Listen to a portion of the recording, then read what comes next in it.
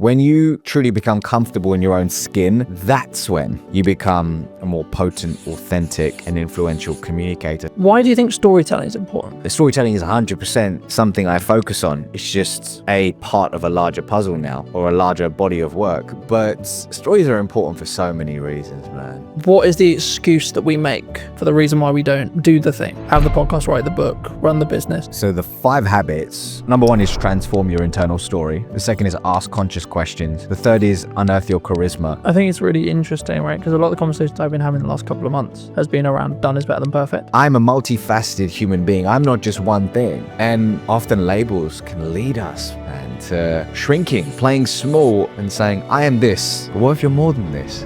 Did you know that 93% of you are not subscribed? So if you could please do me a favor and you're enjoying the show, then subscribing would mean the world to me, and it would allow me to grow the show and continue to get larger and larger guests and continue to bring what's missing in marketing today. Thank you ever so much for joining me, and I'll enjoy the episode. Hello, my friends. Welcome back to a brand new episode. Today, I'm going to be talking to Ravi, who talks all about communication and actually why is it important. So that's going to be what this conversation is going to be about. But welcome, Ravi. How are you?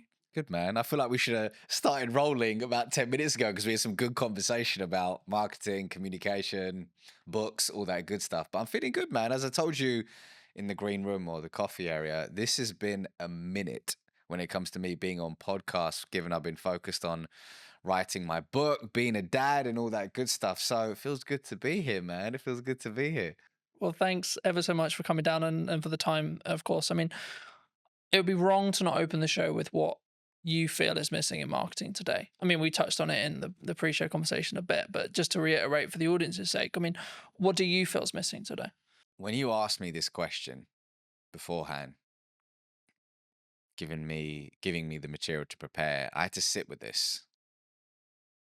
And I had to sit with this for quite some time because I didn't want to give you a generic answer or one that's been heard before. And the one word that came up for me was intentionality.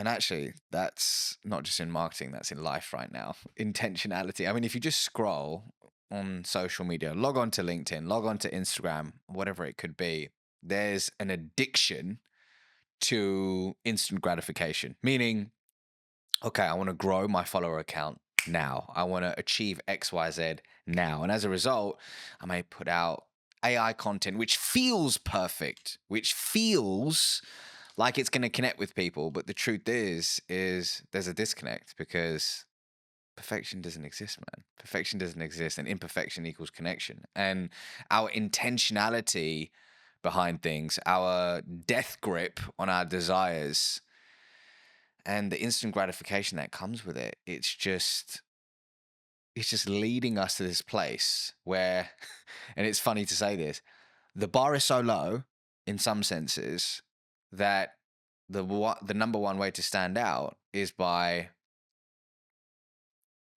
tapping into human connection. I think it's really interesting, right? Because a lot of the conversations I've been having the last couple of months has been around done is better than perfect. And I think that sometimes we look at the podcast idea we have, we look at the event idea we have, we look at the business idea we have, look at the book idea we have, etc. And we think, yeah, I'll add that to the list. Yeah, I'll put that on my to-do list. Do you think people need to actually, is there a level of just you need to start doing stuff? Like you need to just choose one of them or two of them or three of them and say, I just need to do that? Because I think sometimes we put it on we kind of pin it up and we go, yeah, I'll get to that. But then we never maybe do. What's the question behind the question? I'm curious. The core, I think, is do people... So I guess what I'm actually asking there, and this isn't planned, so I've just come off the fly, but I think it's what is the excuse that we make for the reason why we don't do the thing? Have the podcast, write the book, run the business. Maybe someone's watching this and they're in their 9 to 5 and they're like, I've got that really business idea. I'm really passionate about X. But they don't start working on it in the evenings. They don't start because maybe they're worried about what people think, etc. These are the common answers I get. But is it just that? I'd say it could be many things, and I can't answer it from everyone's perspective. I can only answer it from my lens. And I would say the 2 things coming up for me are, number 1, fear, like we spoke about, where, I'll give you an example.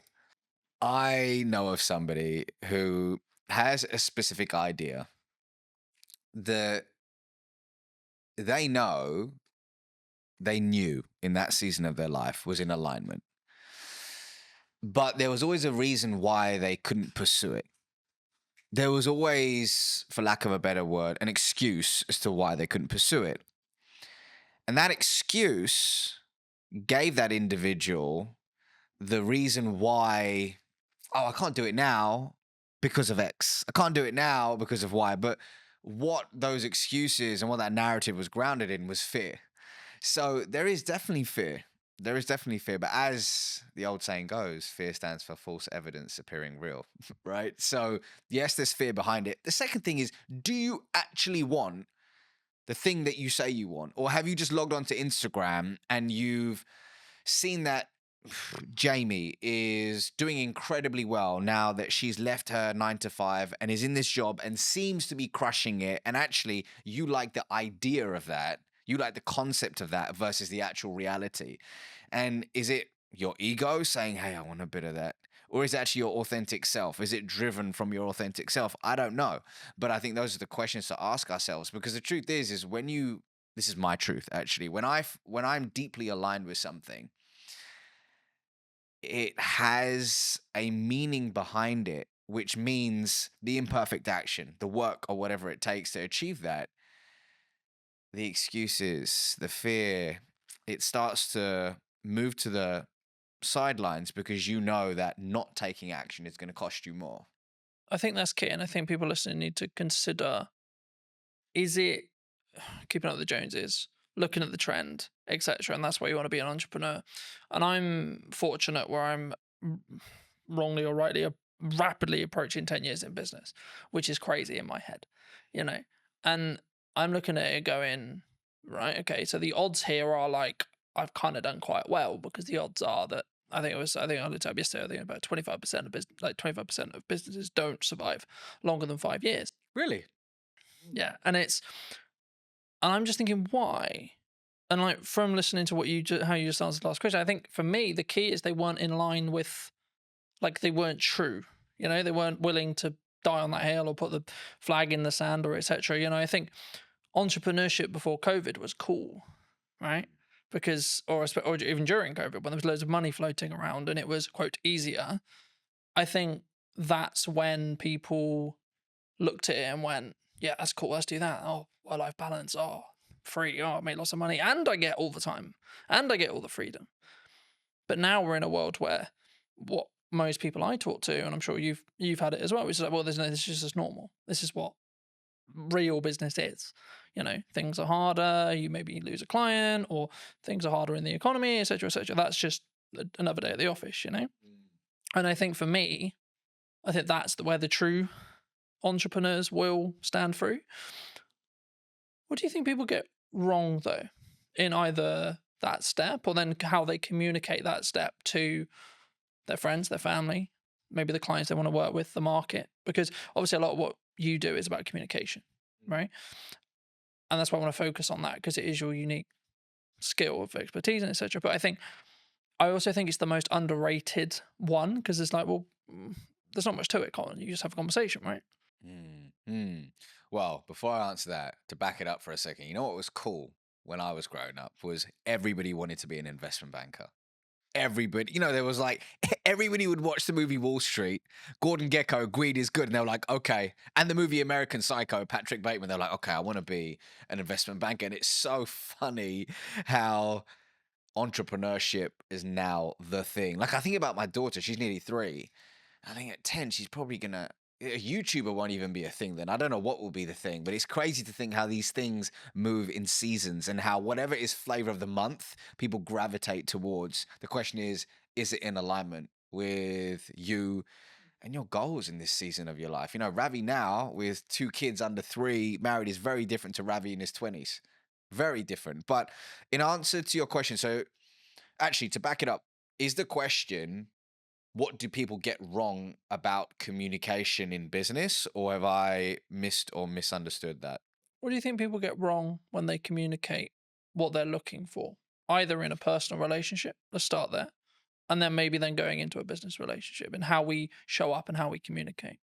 when you say what you're looking for, meaning how they communicate their desires to the external world, I think actually scrap that. I believe that often we forget to look within before we communicate our desires to the external world. And I think it's important to, in today's noisy world, just find solitude, regulate your nervous system, and find neutrality so you can really figure out, hey, what is alignment for me? Is the thing that I say I want actually the thing that I truly want? Or is there a path that is more aligned to me in this season of my life? I think that internal communication is super important and really tapping into your unique genius. I believe everybody has a zone of genius. Everybody has a zone of genius. But so much of the time, when we look externally, we say, oh, Carlton's doing this thing. Colin's pushing out content 24/7. That looks so dope. That looks so cool. Maybe I should do that. But actually, your zone of genius may not be being in front of the camera. Maybe your zone of genius is writing. And you should go all in on writing. Yet, what looks good is Carlton on video. So you disown your genius and you move towards a path of misalignment. But hey, sometimes we need to have the disconnect to allow for the reconnect, right? And that's a part of the journey. So I think, once again, actually scrap that. I believe that looking inward is a step that is often missed in today's world when it comes to thinking about our desires in business and personally. I think I think that's really important for people to consider, but also like it made me think of where I was at the early part of my 20s and now I'm in my latter half of my 20s, right? Yeah. And I think the definition of the word success when I was 20 was very different to what it is now. And I find like I can say this now, like in hindsight, but I find that really interesting in how it's developed and changed. And I think that's kind of to an extent what some people misunderstand, right? When they look at maybe I'm going to do this business and maybe it didn't work, or maybe they gave their all for 5 years and then actually they're like, you know what, yeah, I could, but you know, like I'm just going to go get something that is close but not there, right? And it's a job and it does what I need it to do, but then I can focus on everything else. And they're putting that first. Do you think that people sometimes struggle to, I don't want to say the word abandon what they used to call success or what their definition of that used to be, but do we need to, as we move forward in the seasons of our life, do we need to constantly readapt and constantly be okay with changing what success means, do you think? It's funny you say that because if I think about the version of me in my 20s and what I defined as success, so different, so different. And it's wild. But I also needed the 20-year-old version of Ravi to, like, actually, a better way to put it is I acknowledge that younger version of me. I have compassion for that younger version of me. And I know that he did the best he could with the consciousness that he had at the time versus berating that version. You know, some people say, oh, God, man, I was such an idiot. I did So many years. Yeah. actually we did the best we could in that season of our life with the tools that we had. So I've got to honor that version of me. But when I look back, I'm like, wow, I'm glad I've evolved. I'm glad I've evolved. And I think we do need to be comfortable with not labeling ourselves. We need to be comfortable with labels. I'll give you an example. Somebody could say, I am an entrepreneur. I am an entrepreneur. And on the face of it, great. Gives that individual a sense of belonging, pride, identity, brilliant. However, let's say that one of their buddies hits them up and says, hey, Jamie, I've got this role at Netflix. It's in the C-suite. I've spoken to people internally. We think you would be incredible for it. But Jamie's like, hold on, but I am an entrepreneur. But actually, it's not working for them in a way that they would have hoped. And actually, being in the C-suite at Netflix could be more expansive and abundant for them, but they reject it. And they say, no, no, no, no, but I'm an entrepreneur. So the labels that we give ourselves can often create these mental cages where we shrink our desires, we play small, and we often reject abundance. Versus instead of saying I'm an entrepreneur, we could say I'm somebody who runs a business. Instead of saying I'm a podcaster, is I'm somebody who has a podcast. So when we expand our identity, we expand our being, and we allow abundance to organically find us. So, for example, when it came to writing my first book, this was a first for me. I haven't written a book before. So I intentionally thought about embodying the label of I'm a world class author. I am a world class author. So I could embody that identity to write something I'm deeply proud of, but quickly switched it to I'm someone who writes books. Because does that mean I say no to speaking? Does it mean I say no to coaching? Does it mean I say no to consulting? No. I'm a multifaceted human being. I'm not just one thing. And often labels can lead us, man, to shrinking, playing small and saying, I am this. But what if you're more than this? I think for me, and what I was thinking of as you were like explaining that as well, I think you can have your definition of success in the correspondence to the season you're in, right? As well. And I think I understand why people would like, I need the X, whatever it is, right? I need the car, I need the house, I need the wife, I need the lifestyle, whatever. But I think you can undo what's possible if you stay true, like if you only solely focused on that, rather than saying, I want to go north. Yeah, but Colin, you're not being specific on where north. Okay, but I know I want to go in this direction, and then see what opportunities then arise from there, and then reflect on what happens. So at this moment, yes, I run a marketing company. Sure. Okay. But if you had this same conversation nearly 10 years ago, I would have said, I do video production. Right. And if I had just locked into, no, I only do video production, that's all I do. I work with other video production companies and help them create content. Cool. Then it would have pivoted or changed what horizons I could have met or gone to. And what I found was that people, they tie what they're doing and their self-worth to it together. And I think that can be sometimes the issue. Massively. Because then you're tied to, like using your entrepreneur example, then you're tied to, oh, what if I'm not an entrepreneur? Now I'm lesser, right? Because that kind of implies you failed. And then to you, that means actually me as Colton has failed, not the company has failed, or not the company served its purpose and it got me to the Netflix role or etc. Colton has failed. Colton will not be able to win. Colton will not be able to be, quote, successful. Do you think we need to, is that a inner work thing that we need to do? If someone is listening to this and going, shit, that's me, they've tied what they are to them and their own kind of self-belief, self-worth, self-love. Two things are coming up for me. Firstly, picking up on something you said earlier. Something I talk about in the book, Inside of Habit 1, is about being fixed on the desire but flexible on the path. So let's say somebody says, I just want to generate more revenue. Broad, but more revenue, okay? And they have the idea that the path to get there is landing net new business. They build this whole team around it, but all of a sudden, this beautiful opportunity arises with their existing client base.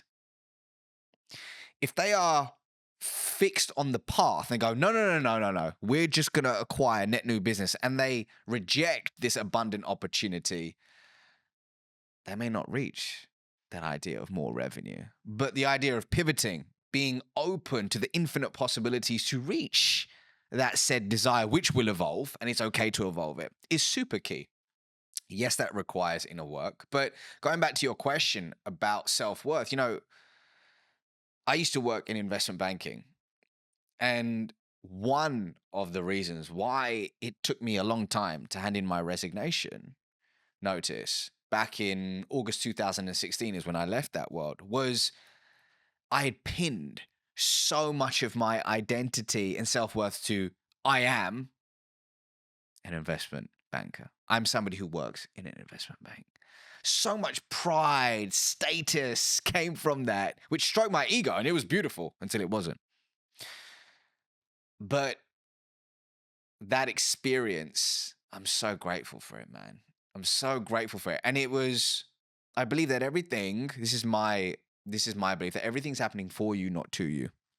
Whatever you're experiencing right now is a lesson that you need to learn to be able to transform your identity into the human being that can receive and sustain their true desires. So somebody listening to this right now may say, man, I'm so annoyed that my team member or my employee just keeps doing this frustrating thing. They keep being late to work or they keep missing XYZ. And you're getting frustrated. Why can it not be like this? It is not fair, you keep saying. However, you may have requested from the universe, whatever your North Star is, that I want to be an influential leader. Well, you've requested it. So as a result, the people, the projects, the challenging circumstances are coming your way to sharpen you, to expand your being so it can, once again, your identity can be transformed into one that is able to receive and sustain. So whoever's going through, whatever you're going through right now, see it as a gift, an opportunity to transform your identity. So if you are pinning your entire self-worth, over-indexing on career, whatever it could be, see it as an opportunity, right? Does it take looking inward? I believe so. For me, that's the way forward, but you got to figure out the right path for you. I think for me, lacking in the business world, and this is a very broad stroke, there's obviously exceptions to the rule, but I think sometimes is lacking is the self accountability side of it, right? So whenever I have a project or a podcast or something I'm doing, I'll go, right, even if it went well, cool, great, it went well, great, the client's happy. What can I do to make sure that experience was better? What can I do to make sure that that went closer to plan? Where was the issues? And there may not be a lot, but even if I get one thing, that will allow me to then build on it and so on. And this really comes into effect when you have something maybe that didn't go well, or maybe you unfortunately passed ways from clients or etc. Which I think, from my perspective anyway, is part of if you're growing, right? If you're adapting and you're changing what you're doing, the clients that you and a client come together and you both want to go north at some point, okay? Then a period of time passes and they may want to then go east because you may have got them to that point. And at that point, of course, you're going to part ways. But I think in business, we sometimes struggle to think about, oh no, I have to have this client because they were my first client, or we idolize that person that we're working with or the organization we're working for, etc. Especially when you look at like my dream client list when you start out, etc. But the reason why I think it links here is because it's then how you show up. It's then how you communicate. It's then how you communicate A in marketing, but then B when you're having the follow-on sales conversations or continued client care conversations. Actually, do you think we need to take more accountability for that? As in the client needs to, some themselves, but also us as a provider.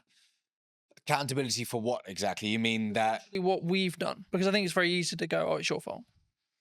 When something goes wrong, it's your fault.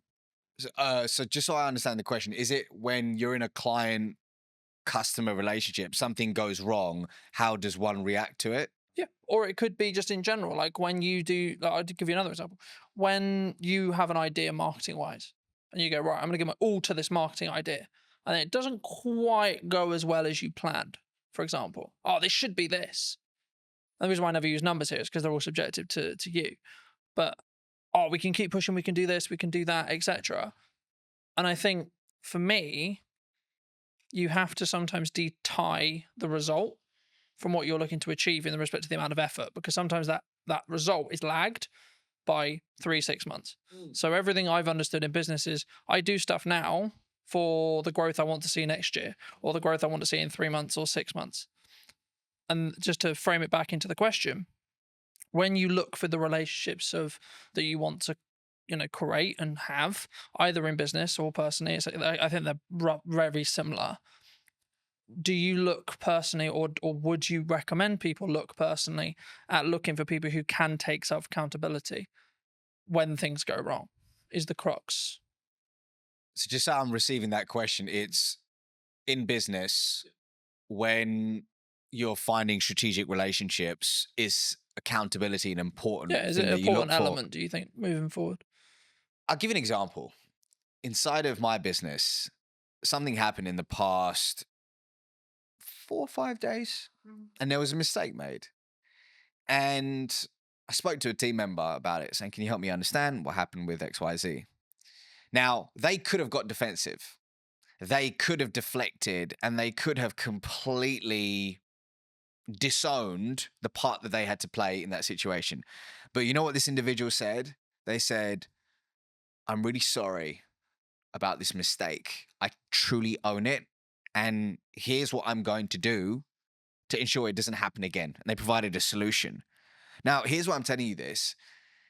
That was the most beautiful response, which told me the story about the following story about this individual, that they have a character of intention. And it told me that moving forward, I can deeply trust them. And something I talk about in this book is that when it comes to trust, one way to establish it is through the 3 C's: connection, character, competence. In this imperfect moment, which is a gift, I got the opportunity to learn something about this individual that would have never happened if everything had gone perfectly. I learned that they're self accountable, and I learned that they're open to owning their mistakes. And they showed up with a character of integrity. It was brilliant. Simultaneously, I had another challenge or gift, shall I say, in the business that happened about 2 weeks ago with a third party. That didn't occur, which told me a different story about the individual in question. It told me a different story about that company. And it really has left a sour taste in my mouth. And I probably won't be partnering with them in a different season of my life once this project in question is over. So it's everything, man. Accountability in that sense is everything because it leads to trust. And I don't know about you, but I don't have a meaningful relationship in my life that isn't built on trust. Yeah, I think I think for me, of course, everyone's really happy when it goes well, right? But Mm. the reason I wanted to go there is because of what happens when it goes wrong. Yeah. And I think what someone does, what a person does, what you do will tell you a lot about A, the person, or B, where they hold that relationship, Mm. right, with you, if it's someone else. And I think that's why I always look at, okay, let's look at what I could have done better, but then let's maybe look at where the other elements, because everything is a two-way dance, right? But I think in some ways, whenever we bridge that across in business as a whole or in personal, maybe we don't necessarily go into each relationship when it's a new business relationship or a new partnership, etc., without the I don't want to use the word baggage, but the residue maybe from previous relationships. I mean, do you think that people don't give themselves the time to reset sometimes? Like when it comes to either like you had a long-term relationship with a client and maybe you've got some other clients, but in that sector that you don't step back and say, okay, well, kind of building off that accountability question, you think sometimes we need to take that time to step away? Can you give me an example? Yeah. So let's say, for example, I worked with a client for a year, Okay. and for whatever reason, our relationship has ended. And I could, and again, it's kind of a level of privilege, of course, that can come from it, because if you're in the position where you can step back, it means you've got enough financial resource to survive at least for a period of time. So there's nuance to the rule, of course, but if you can do that, do you think you'll show up better for the new clients in your next season, or the new business, or the new opportunities, or the new content when you can take kind of step back? Because I think I talk a lot about self accountability, but it comes from a place of I can give myself that space to say, okay, this is where I went wrong. And maybe if it's because I'm trying to mend a relationship with a client, perhaps, or maybe it's actually a relationship has ended, or a new one is about to begin, and I want to look back and see how I don't. Maybe the issues were, okay, how can we set up this relationship so it's more likely to be successful by learning from the past? The definition of reactive behavior, in accordance to the spiritual wisdom of Kabbalah, is engaging in any behavior that is grounded, and I'm paraphrasing, in fear, lack, or scarcity. So if we are operating consistently from a place of fear, lack, scarcity, we're engaging in reactive behavior. And I think, rather, I believe, a lot of our day to day, when especially when we're flying through our day on autopilot, meeting to meeting, doing X, Y, Z, we can unknowingly slip into reactive behavior. We can unknowingly and unconsciously end up having unconscious conversations, and we don't leave this space to look within. So, in your example, let's say if somebody has lost a client and they haven't really sat back and said, okay, let's look at the facts here. And what part did I have to play in that? And truly owning it, then they're going to make the same mistake over and over again. And they won't have the opportunity to transform their identity into the person they need to become to achieve said desire. So, your point about self accountability is important, but it's all down to the fact that, if your calendar is just there's zero white space in it, and you don't have a personal practice in the morning or whatever it is in the day to ground yourself, it can lead to this unconscious behavior, which is a problem in today's world. Because in our conversations, one of the biggest problems is engaging in short term behavior that kills long term reputation. Do you think that people have too many busy things happening? They take too many meetings. They take too many opportunities. They don't know how to say no. I can't speak for everyone. I can speak for the clients that I've worked with. I can speak for the people in my world and through my lens and expertise. And what I can see in today's world is the addiction to being busy is real. And often work can be a form of escapism to run away from something we're experiencing, something we're feeling, or whatever it could be. However, I believe we've confused being busy with being productive. I believe that often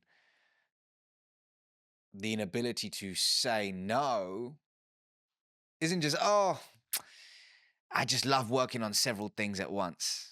I just love just chasing all these different things. But what's behind it? Is it your inner people pleaser who's struggling to say no? Is it a story that you're telling yourself of, I'm not enough, which is triggering, which is a launch pad for these behaviors? What's interesting is I heard a quote a little while ago, which is, stop setting yourself on fire to keep others warm. And in a different season of my life, that's what I did. I consistently set myself on fire to keep others warm. And what I mean by that is saying yes to people, projects, and opportunities that were misaligned with who I truly was and my desires, and then saying no to myself, which is a recipe for disaster. The question is, why does somebody struggle to say no? And when an opportunity does come up to say no, how can you do it with warmth? And I'm happy to give you an example of something that I had to do recently to actually say no with warmth. But actually, some people want to say no, but they feel guilty afterwards. What are they going to think of me? They don't want to be not liked. Ah, am I missing out on this? But there is a way to say no with warmth. Do you think that psychologically? Do you think we're naturally more likely to say yes because of that? We want people to like me. I'm going to say yes to you because I want you to like me. If somebody is struggling to say no, on the face of it, people give advice like, okay, well, what is it costing you by saying yes to this. Okay, here's what we're gonna do. We're gonna focus on you figuring out what's aligned with you, so you can start saying yes to the right things and no to things which are misaligned. That's great. I mean, an exercise which Dr. Zoe Chance of Yale University does with a lot of her students, she's a senior lecturer over there, is she gets them to say no. She said this on my podcast many years ago. She goes, I get people to say no for 24 hours to everything. As long as it doesn't result in a divorce or anything crazy, right? But get them to say no to everything so they can start flexing that muscle, which is brilliant. And that's great on the face of it, looking at all those things. And then there's going slightly deeper is, okay, but why do I struggle to say no? What is the story that I'm telling myself? Is it true? How long have I told myself this story? How do I reframe this story? How do I find positive evidence to start stacking evidence for the new story I want to tell myself? How do I reinforce that story? And is that work, that messy inner work that often people don't want to do. But for me, when you commit to a journey of introspection, that's when the beautiful things happen. And that's when organically becoming no doesn't necessarily make it easier, but it feels aligned. And you start wanting to do the inner work because you know the fruits that come with it. I think for me, it's a mindset, right? I see it as something that I've tried to do is like, I have a certain window of time, let's say 3 months, and I'm only allowed to say yes to one, maybe two things at maximum during that window. So is this really worth those two shots? Yes or no? You know, and I think it's not like something you can like if it's a job offer, etc. And like look and go, okay, is that going to help? Am I the right fit for the client? And sometimes I'll go, I don't actually know. That's when you explore more, you have more conversations, etc. But the key for me is making sure that whenever you do work with a client, or whether you do a body of work, write a book, run a podcast, etc., that it sticks into what you were starting to talk about at the beginning of today's episode, which was, is it authentic? Is it connected? And it's kind of I hate using it because it's kind of become a buzzword now, right? Being authentic on social and being authentic in content, but only you know whether you are. And something I did want to talk to you about, and I know it's maybe something you're maybe trying to move away from, and I would love to hear if that is something you're moving away from, potentially why. But like, why do you think storytelling is important? Well, actually, storytelling is the fourth habit in my book. So the five habits are: number one is transform your internal story. The second is ask conscious questions. The third is unearth your charisma. The fourth is tell stories that inspire change. And then the fifth is become the trusted guide.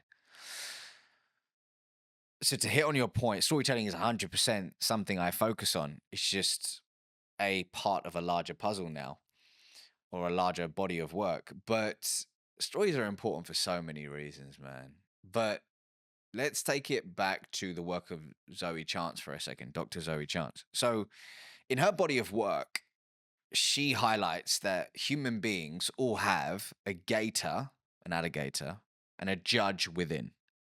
Now, behavioral economists will liken this to system one and system two.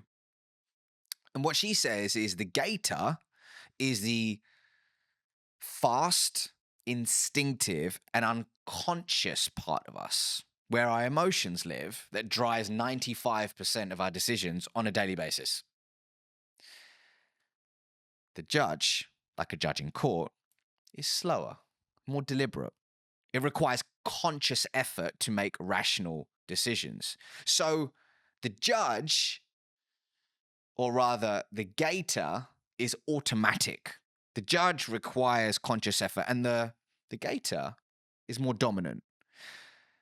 Interestingly, the gator is the first responder in Zoe's eyes. The gator is the first responder. And what it's doing a lot of the time is actually filtering what information we should pay attention to. And it's rationalizing, or rather, the judge is rationalizing the preferences of the gator. Here's why I'm telling you this, is that a lot of the time we lead with facts, we lead with figures, and we lead with data. And it's not about not using them, it's about understanding the context and when to lead with them. But for me, what we need to think about is how can we prioritize the needs of the gator so that we can then appeal to the judge. And one of the most potent ways somebody can do that is through impactful storytelling. But the $1 million question is how do you tell a good story? So from a lot of the work that I've done, whether it's training teams at Oracle NetSuite, T-Mobile, Sherwin-Williams, they all want to know, how do I tell a good story that inspires prospects, customers, and people to take action? And through my work, came up with a checklist. I call it the Acorn checklist of what really a good story in a business setting needs to have. There's several things. There's hundreds of things that it could have, but if I just had to pick 5, it would be these things. So A of the Acorn checklist is actively interrupting somebody's trail of thought. So that's through an effective hook at the start of the story. C is your story should contain a story arc. And the story arc that I traditionally teach is the 4 C's: context, conflict, change, conclusion. And we can talk more about that in a second. O stands for organically adding business value. Does your story organically add business value? Because this isn't this one time at Bandcamp and you're telling a story and it spirals off to Pluto and it adds no business value. It needs relevance. It needs relevance. And then R stands for, does your story revive a 2-way dialogue? Not just talking at somebody, but does it spark a 2-way conversation? And then N, which is very important, does your story naturally, noticeably make the main character the hero, not you? And when you embody these ingredients, it really paves the way for somebody to tell a great story, which moves people. And hey, what are we trying to do when it comes to our prospects, our team members, our customers, our partners, or shareholders? We're trying to inspire change, moving them from a current set of series of behaviors, to a new series of behaviors. And change is hard and change is messy, but storytelling can start that process and make it stick. Do you think, because something that I hear from people who are starting out on video a lot is, yeah, that's great, but my story is really boring. My origin story is really boring. My day-to-day is really boring. I'm an accountant. I spend my life looking at spreadsheets. I spend my life looking at tax returns. I spend my life looking at paperwork. Is that true? It might be that person's truth in that specific moment. Is it, we gotta honor that that's their truth. That's their truth in this season of their life. However, is there validity in it? I don't know. I don't think so. Right? I'm sure we will be able to find cracks in the story that they're telling themselves. So I was recently speaking at an event called Atomicon. Incredible event, really cool business conference. And at the end of my keynote, this individual came up to me and they said, it's really interesting when you were telling stories about your kids and this and that or the other, there was humor in it. There was fun in it. It wasn't like, oh, I went through this immense pain and this happened and that happened. And that's what I struggle with. I was like, what do you mean? Tell me more. And they said, well, I'm struggling to craft my origin story because I don't have this huge moment in my life where, oh my God, I was down and out. I was at rock bottom and look where I am now. And for me, that's a recipe for disaster because it can leave you in analysis paralysis and forgetting that often the beauty is in the imperfect moments, the relatable small moments. When I came out on stage that day, I told a story about my daughter and how she was mimicking breathwork that I was doing in some season of my life. And as a result, it made me realize that how I do whatever I do in my life, she's going to mimic it. And my job isn't to tell her what to do, it's to show her who to be. That was the crux of it. But that came from a seemingly insignificant moment in my day-to-day life. So I think what it boils down to is creating a story bank. And I have a process for that, but creating a story bank where you're collecting these insignificant moments, figuring out which one of them can be transformed into a story and testing them versus sitting there trying to think of that one story and then going, I don't have it. I'm going to wait for it. And just doing nothing. So everybody has a story to tell. The question is do you have an intentional, going back to our question at the beginning, do you have an intentional approach to finding them, identifying them, and then delivering them in low stakes scenarios to test and tweak and iterate for high stakes scenarios? It's a real process. And I think it's something that you'll adapt as well. Like as you move through the seasons, right? Like you might not talk about the current season or the season you just come out of, but you potentially will talk about maybe season 1, season 2, season 3, etc. And I think for me that allows you to tweak and adapt and show that you're a non-finished article as well. Building off that, like my level of success at 20 was very different to now and will be very different in 10 years. And I think that's the constant thing. And the thing that kind of goes through the core of that is what's my improvement today? What's the 1% thing I can do? What's maybe the thing I heard from you today, or the thing I picked up whilst watching something, or the key takeaway from the book I just read, or etc. And I think sometimes we don't give ourselves that time. That's why I asked you about the kind of the busy schedule thing. And something that I've tried to do is book less, like put more barriers in the way of those meetings, put more barriers in the way of guests coming on the show or etc. And then have more of a filter of who comes on, why, who am I having a conversation with, why, how can I be present in content, what content am I doing? And the reason why I do that is because then I can be more present and more focused on, and doing less work means I'm more present in the work I'm doing. And it means actually I'll be more transformational, so to speak, to that client, to that customer, to that guest, etc. I hope, I believe, anyway, in that respect. But for those who've really enjoyed this conversation, where's best to reach out to you? Where can they get the book? That kind of thing. Yeah. So if you click the link in the description, I'm sure you'll put it in the description, but you can pre-order my book now, which is available on November 4th. And it's called Relationship Currency. And really what it's about at the core is teaching people in any conversation how to build trust, cultivate authentic relationships, and master the art of communication along the way. So, hey, if this conversation has aligned to you, then pre-order a copy and I'll see you on the other side.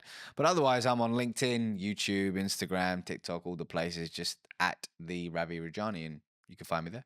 Magic. Thank you so much for coming on. And if you were going to talk to either yourself 5, 10 years ago, or someone who's your junior, what advice would you give them? About life, about communication, because I could take this so many places. Wherever you want. Let's stick to communication. And I would say the following. I would say you can listen to podcasts like this. You can watch videos. You can absorb books, courses, and all that good stuff. But if you truly want to be able to communicate with influence and with intention, it doesn't begin with that. It first begins with a journey of introspection. And for some people, that can mean seeing a therapist. For some people, that could mean journaling, seeing a coach, or speaking with a friend where you can speak freely and remove the mask. But here's my truth. When you truly become comfortable in your own skin, that's when you become a more potent, authentic, and influential communicator. So start within and then look at all the cool stuff, such as the podcast and the books. But hey, if you can't look within first, there's no hack, gimmick, or trick that will save you. Thank you ever so much for the time, ladies and gents. I hope you took value from this episode, and thank you for coming and Thank you. spending the time with us today. And I will see you very, very soon. If you did enjoy this conversation and would like to hear what's missing in marketing, probably tomorrow or today, then be sure to be subscribed. I'd love to hear what you think in the conversation down below. And I'll see you very, very soon.